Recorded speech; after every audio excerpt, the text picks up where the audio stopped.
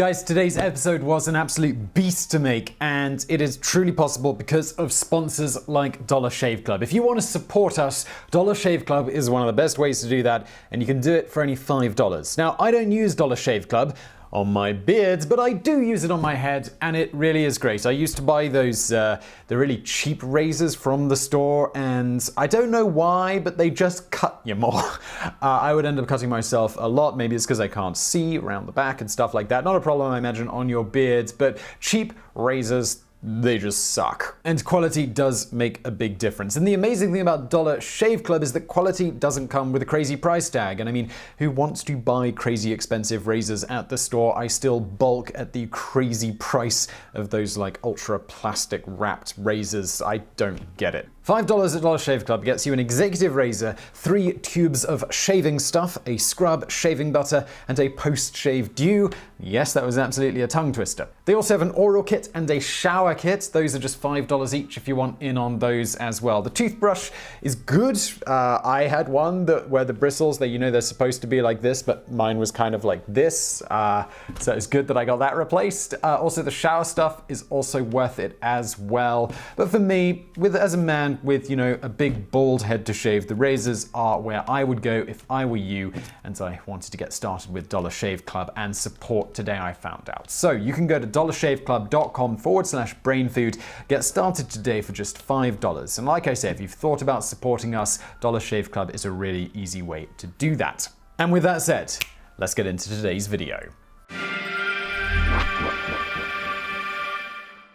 Alright, so contrary to popular belief, a decent percentage of the human population has known definitively the Earth was roughly spherical for over 2,000 years. This is hardly impressive, as we noted in our Brain Food Show podcast, which you should also check out. Bees also use this fact in their own absurdly fascinating navigation and in communicating directions to other bees.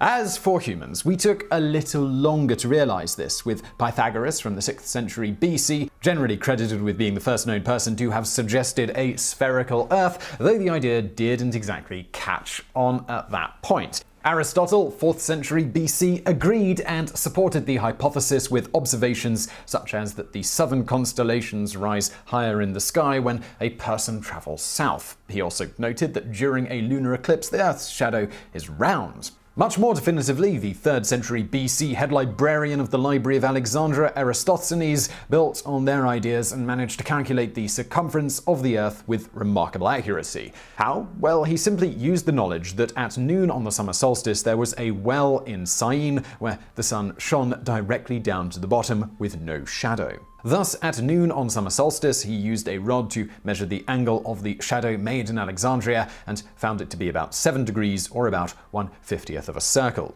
With this information, he now just needed to know the exact distance between Syene and Alexandria to get the circumference of the Earth, about 50 times the distance between Syene and Alexandria. He hired a survey crew, known as Bemetists, to measure the distance, which they found to be about 5,000 stadia. He then concluded that the Earth must be about 250,000 stadia around. Depending on which stadion measurement he was using, his figure was either 1% too small or 16% too large. Many scholars think it likely he was using the Egyptian stadion, 157.5 meters, being in Egypt at the time, which would make his estimate roughly 1% too small. Alright, so moving on to the so-called Dark Ages, in which Christianity supposedly squashed such outlandish ideas as a spherical Earth, the truth is exactly the opposite. In Christian medieval Europe, 7th century Catholic monk and scholar Bede produced an influential treatise that included a discussion of the spherical nature of the world. This work, The Reckoning of Time, was copied and distributed to clerics across the Carolingian Empire. Later, in the 1300s, Dante Alighieri's Divine Comedy also describes the Earth as a sphere, and again, nobody seemed to have a problem with this.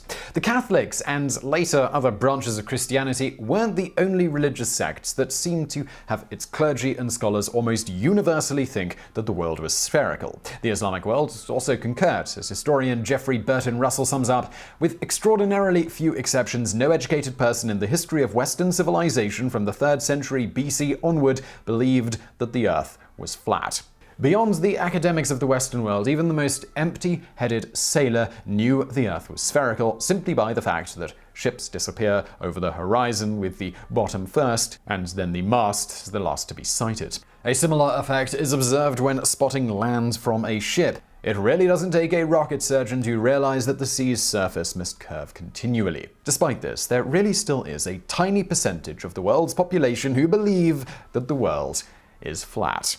You might at this point be wondering just how many. While internet comment threads make it seem as if the percentage is large, the reality is probably drastically less.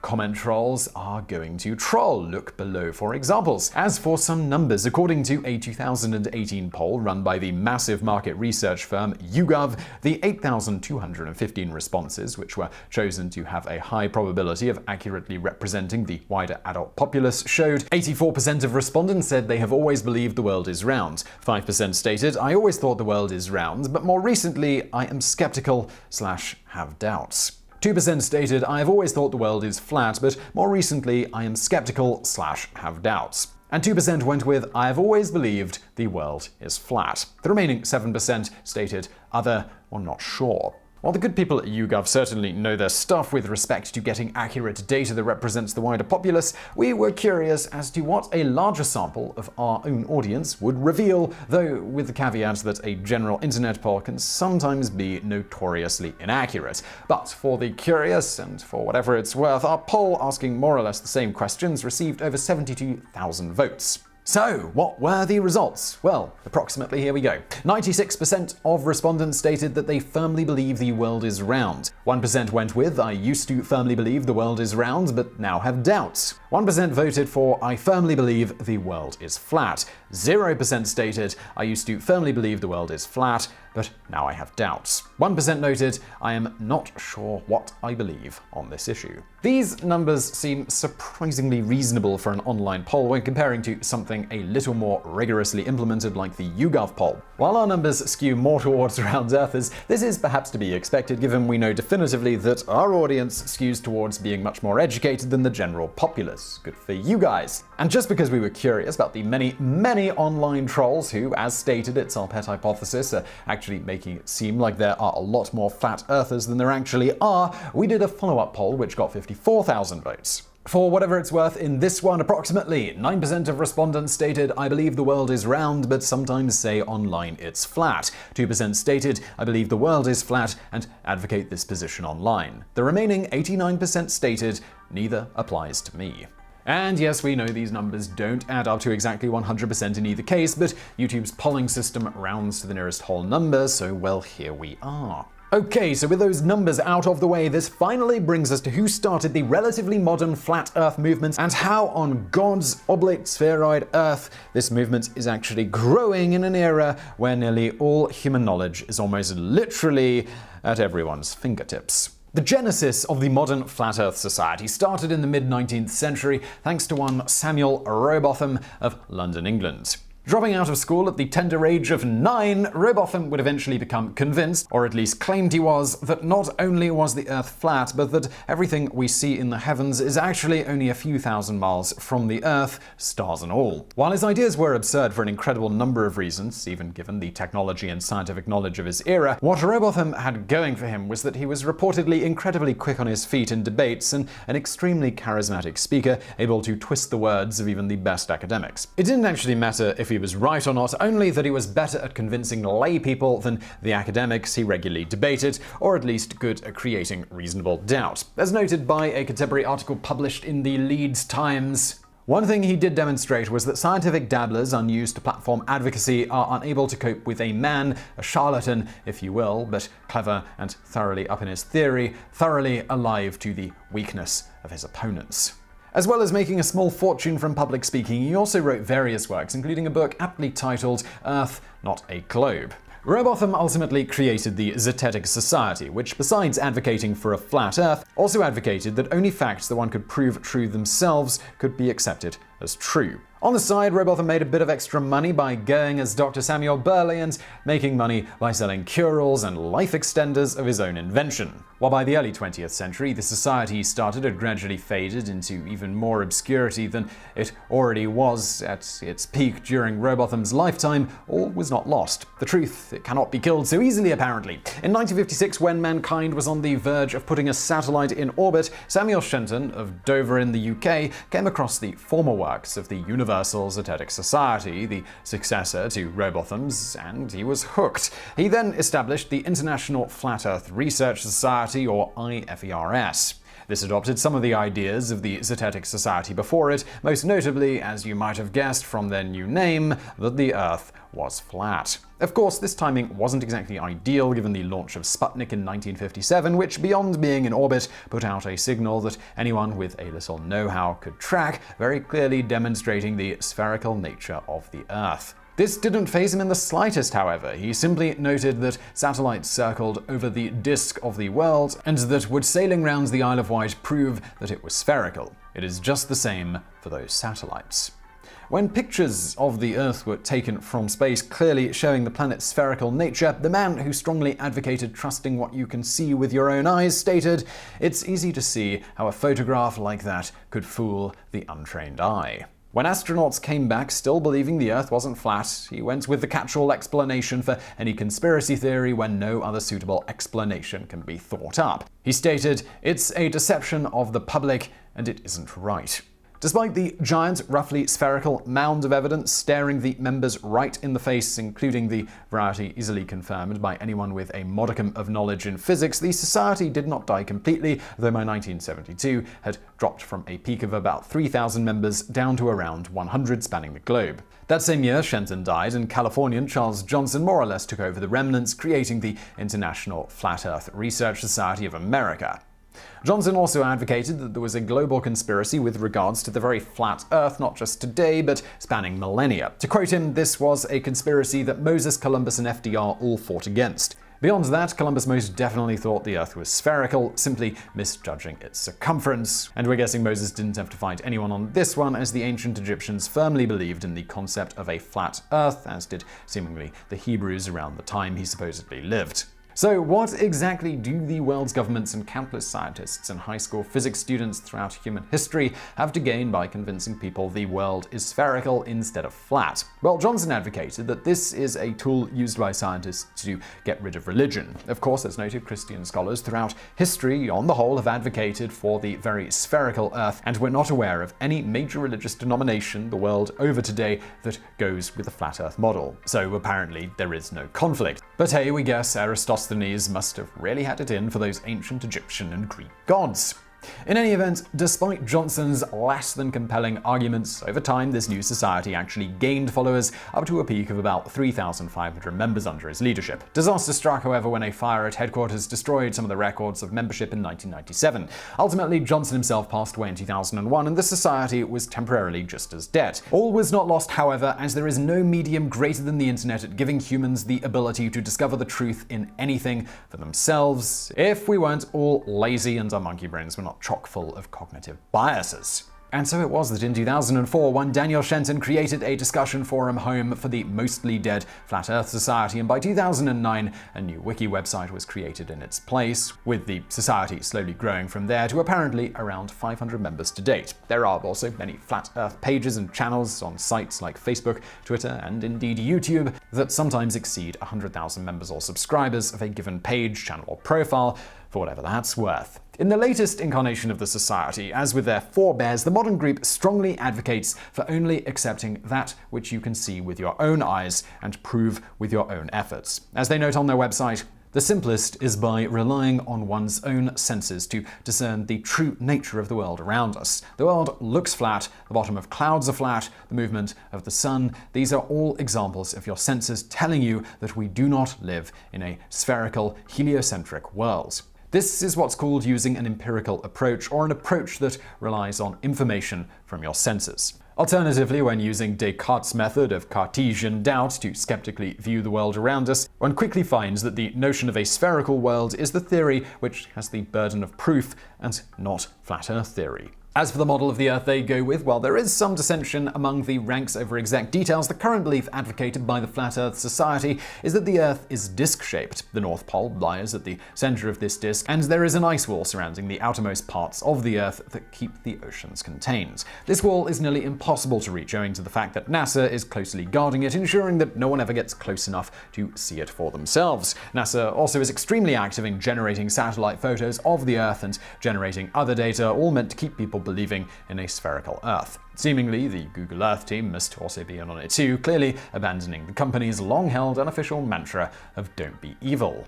As evidence of this conspiracy and how far-reaching it is, they also point out on their website that the United Nations emblem strongly resembles the Flat Earth Society's view of what the Earth actually looks like. We guess clearly showing the logo design team, led by industrial designer Oliver Lincoln Lundquist in 1945, didn't get the memo that the true shape of the Earth was supposed to be a secret.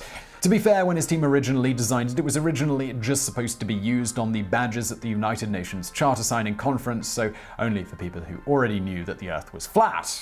Fun fact though, Lundquist did, however, make up for the scrub later by designing the classic blue and white Q-tip box. In any event, you might at this point be wondering how the Flat Earth Society believes commercial airlines and ships the world over continue to seemingly travel in one direction and manage to circle the globe. Well, this is because these ships and planes are literally circling. They state, circumnavigation is performed by moving in a great circle around the North Pole. As for how the ship and plane captains don't seem to be aware of this, in modern times it's because GPS devices and autopilots are designed so the software makes it look like the craft is circling a globe and not continually turning slightly. Of course, it's not clear how they account for people tricking themselves when navigating before or without GPS, which has only been ubiquitous for a couple of decades or so. You can see our video, Who Invented GPS and How Does It Work, for more on that. This is a particularly important consideration in planes, where weight and balance is always an essential consideration if one doesn't want to die a fiery death. Thus, if they were really traveling in the way that flat earthers claim, the fuel requirements would be different, sometimes vastly so. No surprise here, big oil must of course be involved in covering that one up. As for, the whole day and night thing, this is explained on their website as such. The sun moves in circles around the North Pole. When it is over your head, it's day. When it's not, it's night. The light of the sun is confined to a limited area, and its light acts as a spotlight upon the Earth. The apparent effect of the sun rising and setting is a perspective effect. How exactly the light from the sun only works as a spotlight isn't clear. It's also not clear how the phases of the moon and lunar and solar eclipses work, given this spotlight model, and given they believe the sun is always above the Earth. Moving on, as for the many who claim to be able to see the curvature of the Earth when on high-altitude commercial flights, well, the Flat Earth Society, who advocated trusting your own senses over what anyone tells you, tells these people to, quote, "Quite simply, you cannot. The windows on commercial aircraft are small and heavily curved. Even if they flew high enough for a person to see curvature, it would still not be visible to passengers." As for the issue of someone with even a halfway decent telescope being able to see the spherical nature of other planets in the solar system, including them spinning away, the Flat Earth Society claims, planets are orbiting astronomical objects. The Earth is not a planet by definition, as it sits at the center of our solar system above which the planets and the sun revolve. The Earth's uniqueness, fundamental differences, and centrality makes any comparison to other nearby celestial bodies insufficient, like comparing basketballs to the court on which they bounce. As for how gravity works in the flat Earth model, the Earth is constantly accelerating at a rate of 32 feet per second squared, or 9.8 meters per second squared. This constant acceleration causes what you think of as gravity. Imagine sitting in a car that never stops speeding up. You will be forever pushed into your seat. The Earth works much the same way. It is constantly accelerating upwards, being pushed by a universal accelerator, a UA, known as dark energy or etheric wind. You may have spotted a problem with this explanation, given the whole issue of eventually exceeding the speed of light. In fact, if constant acceleration at 9.8 meters per second squared happens, it would only take about a year for the Earth to reach the speed of light. Well, they've got that covered too, explaining, due to special relativity, this is not the case. At this point, many readers will question the validity of any answer which uses advanced, intimidating-sounding physics terms to explain a position. However, it is true, the relevance equation is V over C equals tan h AT over C. One will find that in this equation, tan h AT over C can never exceed or equal 1. This means that velocity can never reach the speed of light, regardless of how long one accelerates for and the rate of the acceleration. Anyway, as to what lies below the Earth. This is heavily disputed among flat earthers, but it doesn't really matter as you can't get there anyway. You see, to quote flat earther Robbie Davidson in an interview with Forbes, "We don't believe anything can fall off the edge because a big portion of the flat Earth community believes that we're in a dome, like a snow globe. So the sun, moon, and stars are all inside. It's just very high, but all contained inside. So there's actually no way to fall off of the Earth." Given it takes only a modicum of effort to disprove pretty much everything said on their website and prove definitively for oneself that the Earth is roughly spherical without needing to trust any scientists or governments, you might think that flat earthers just aren't trying. Well, you're kind of right, but there are exceptions. Case in point, limo driver Mike Hughes, who managed to raise about $8,000 thanks to a flat Earth fundraiser. Why? Well, it's to build a rocket to reach the heavens to once and for all prove that the Earth was flat. Reportedly, the final hilariously fitting steam-powered rocket and launch platform cost around $20,000 and took 10 years to build. With it, Hughes managed to achieve an altitude of almost 1,900 feet, which, while kind of impressive for an amateur-built, homemade rocket that could carry a human, was nonetheless not able to achieve his objective of getting him to space. It's not even close. If only it was possible to build more powerful rockets, or if there existed a balloon designed to be able to soar into the heavens with some sort of device on board that could capture and store what it sees, like an eye. Or, stick with us here, people, if a human going along for the ride was a requirement to show NASA hadn't tampered with this futuristic visual capture device, some sort of bird-like machine that could carry humans above 1,500 feet. On that note, for a mere $12,000 to $16,000, Hughes could have purchased a charter flight ticket to not only take him higher than altitudes of 1,900 feet, but also take him to Antarctica to see the massive ice wall for himself. Or if the Flat Earth Society wanted to pool together their resources for prices of about $25,000 to $70,000, they could charter a flight to the South Pole itself. Though a thing they don't tell you on the vacation package brochure is that while you can go visit the South Pole, NASA subjects everyone that does to severe mental retraining to ensure all memories of the ice wall have been erased and replaced with pleasant but very wall-free recollections. All joking and head-scratching aside, it's always important to note that many of the core psychological quirks that see flat earthers intractably convinced that the Earth is flat in the face of all the evidence to the contrary exist in all of us. Monkey brain is going to monkey brain. We further all have many beliefs we firmly cling to, just as tenuously supported by our level of knowledge on a subject, though thankfully for most of us the absurdity isn't quite so easy to spot, allowing us to safely continue to think of ourselves as superior to mere mortals with alternate ideas. In the end, we all firmly believe many things that aren't true at all, and no amount of evidence could ever convince any of us to change our minds on some of these things. Food for thought indeed. So I really hope you found that video interesting. If you did, please do give us a thumbs up below. Don't forget to subscribe. Please also check out Dollar Shave Club through the link in the description below. And as always, thank you for watching.